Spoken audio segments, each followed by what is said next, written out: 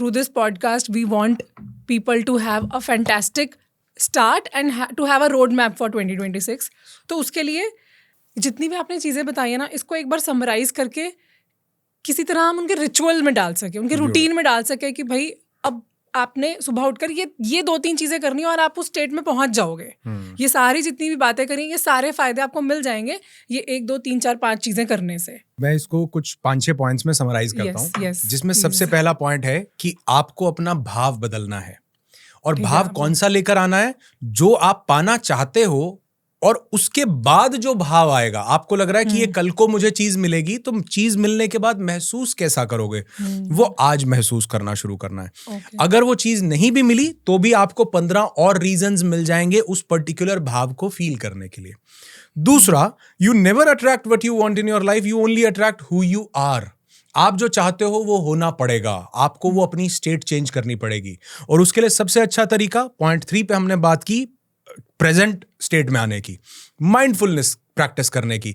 तो हमने उसमें 2 चीजें डिस्कस की कि या तो 5 से 10 मिनट की मेडिटेशन शुरू कर लो, क्योंकि 10 मिनट की कार्डियक एक्टिविटी आपके पूरे दिन के रेस्टिंग हार्ट रेट को बेटर कर सकती है. 10 मिनट की मेडिटेशन आपके पूरे दिन को बेटर कर सकती है. दूसरी हमने बात की माइंडफुल होने की, कि अगर हम प्रेजेंट मोमेंट में रहते रहते चीजों को करें, मतलब मैंने ब्रश और नहाने का एग्जाम्पल दिया, पानी पीने का एग्जाम्पल दिया, मैंने स्टोरी भी सुनाई कि गड्ढा खोदना ही हो गया हूं, ध्यान से देखो. तो अगर आप सुन रहे हो तो सुनना ही हो जाओ, अभी के लिए यही माइंडफुलनेस है. तो दिन का कोई हाउस होल्ड चोर है, कोई रिचुअल है, कोई मतलब डेली एक्टिविटी आप करते हो, उसको माइंडफुली रह के करोगे, ये आप नोट कर लो. नेक्स्ट हमने बात की कि ग्रैटिट्यूड इज वेरी इंपॉर्टेंट. आप धन्यवाद देते हो क्योंकि उससे आपका स्टेट जो है वो माइंड का चेंज हो जाता है. तो एक छोटा सा रिचुअल कि आप ग्रैटिट्यूड दिन में किसी भी टाइम किसी भी चीज के लिए प्रैक्टिस करो, जो आपको लगता है कि इसके लिए तो ग्रैटिट्यूड होना ही चाहिए. खाने के लिए, पानी के लिए, अपने पेरेंट्स के लिए, आप सुबह उठ गए उसके लिए, किसी भी एक चीज के लिए आप चूज कर लो कि ये ग्रैटिट्यूड मुझे पे करना ही करना है. नेक्स्ट हमने बड़ा डीपली इसको इलैबोरेट किया कि कई बार रिलेशनशिप्स में हमारे पास ऐसे लोग होते हैं प्रेजेंट स्टेट में जो हमको डिस्ट्रैक्ट कर देते हैं, या हम नार्सिसिस्टिक पर्सनैलिटी हमारे जिंदगी में आ गई, या हम उस प्रेजेंट सिचुएशन में गलत पर्सन के साथ हैं, तो हम कैसे डील करें. तो मुझे लगता है कि टेक अ स्ट्रॉन्ग स्टेप. अगर आप वो नहीं ले पाते हो और आपके पास सोशल या पेरेंटल साइड से या 50 तरह के प्रेशर्स हैं, तो आप अपने आप को फिर इवॉल्व करने की ताकत रखो कि या तो मैं इसको बदलूंगा. श्री कृष्ण ने कहा अर्जुन को कि या तो तुम इसको एक्सेप्ट करो कि तुमको कुछ नहीं मिल रहा है पांडवों से और फिर से अज्ञातवास में चले जाओ, या फिर टेक अ स्टेप, या फिर लड़ो. और उनके हिसाब से लड़ना गलत नहीं है. तो मेरे हिसाब से वो जो यूएस में जो वो प्रोसेस कर रहे हैं वो लड़ना तो नहीं है, लेकिन वो अपने लिए स्टैंड लेना है. और वो गलत नहीं है मुझे लगता है. और इसमें हमने छोटा सा पॉइंट डिस्कस किया कि स्पेशली जिनकी बच्चियां हैं, फीमेल को जरूर आप सबसे पहली चीज मैं कहता हूं ये जरूर सिखाओ कि उसको फाइनेंशियली इंडिपेंडेंट जरूर होना है, जरूर, ताकि वो जिंदगी में क्योंकि ये फीमेल पॉइंट ऑफ व्यू से ज्यादा जो है सप्रेस्ड की हुई चीज है. और लास्ट में हमने एक चीज बात की अपनी एनर्जीज के बारे में, जिनको हम एलिवेट कर सकते हैं, ऊपर लेके जा सकते हैं. हम वो shame, guilt, apathy, grief, jealousy, anger, इन सब चीजों से बाहर निकल के लव, हैप्पीनेस और एनलाइटनमेंट तक पहुंच सकते हैं जब हम कुछ छोटा सा एक रिचुअल दिन में अपनाएं कि हम कभी भी माइंडफुलनेस हो जाएं, मेडिटेशन की प्रैक्टिस करें, या कुछ भी ऐसा जो हमारे पास पास्ट लाइफ के इमोशंस रखे हुए हैं जिनके कारण हमारे पास बहुत ज्यादा सप्रेशन है. तो एक छोटा सा विजुअलाइजेशन भी आपको हेल्प कर सकता है, क्योंकि वो आपके कॉर्ड्स को कट कर देगा बेसिकली उन इमोशंस के साथ जिन्होंने आपको जकड़ा हुआ है. तो कहीं पर भी जहां पर भी आपको ये कोई फैसिलिटेट कर सके, एक छोटा सा विजुअलाइजेशन जो आपके पास्ट के उन बर्डन्स को, ट्रॉमास को, चाइल्डहुड अब्यूज को आपकी जिंदगी से कट करके आपको एक ब्यूटीफुल एलिवेटेड इमोशनल स्टेट के साथ कनेक्ट कर सके, this can permanently change your life. तो छोटे छोटे रिचुअल्स हैं. आप माइंडफुल हो जाइए, आप 5 मिनट के लिए मेडिटेशन कीजिए, आप वो विजुअलाइजेशन कीजिए जिससे वो पास्ट लाइफ का सारा बर्डन निकल जाए.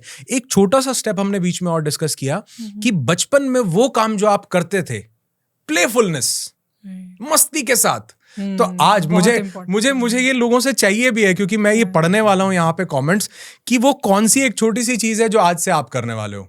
मैंने जब शुरू किया, मैंने दोबारा से गिटार उठाया और बजाना शुरू कर दिया. मैंने जब शुरू किया, मैंने ड्राइव पे निकलना फिर से शुरू कर दिया. सॉलिट्यूड, अपने साथ समय बिताना शुरू कर दिया. बच्चों के साथ खेला, बच्चा बन गया. तो ऐसी कोई भी एक चीज आपने कमेंट करनी है कि क्या वो चीज है जो आप आज से करने वाले हो, जो मुझे भी पढ़ के खुशी होगी कि वाकई ये लोगों ने इस चीज को बहुत दिल से अपनाया है और अपनी जिंदगी में इसको. इस पे सबसे पहला कमेंट मैं खुद ही करूंगी वीडियो डालते ही.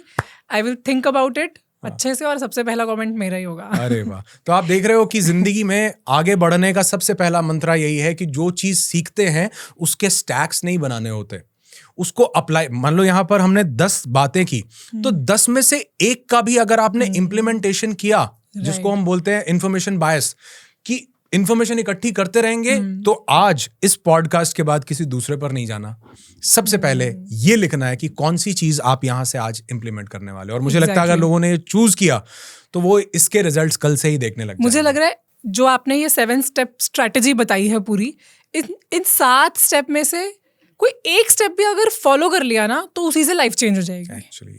मतलब 2, 3, 4 तक की तो जरूरत ही नहीं पड़ेगी।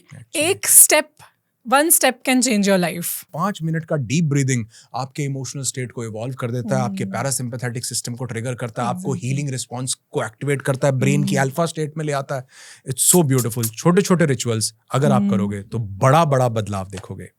इवन जो हमने बहुत इंपॉर्टेंट बात करी थी ग्रैटिट्यूड की, ग्रैटिट्यूड लिटरली हमारी फ्रीक्वेंसी को रेज करता है। मतलब साइंटिफिकली, ये सिर्फ कहने की बात नहीं है, हमारी बॉडी को पैरासिम्पैथेटिक मोड में लेके जाता है और सारे हैप्पी हॉर्मोन्स रिलीज होते हैं, and it is proven, just the feeling of gratitude. Actually अभी एक रिसर्च में पढ़ रहा था, उसमें कुछ कार्डियक पेशेंट्स थे जिनको हार्ट ब्लॉकेजेस थी, उनको हॉस्पिटल में 2 काम करने के लिए बोला गया, एक फॉरगिवनेस और एक ग्रैटिट्यूड। उनको कहा कि जिन लोगों को आज तक माफ नहीं कर पाए हो, लुईस हे की बुक में ना सबसे पहली लाइन यहीं से शुरू होती है।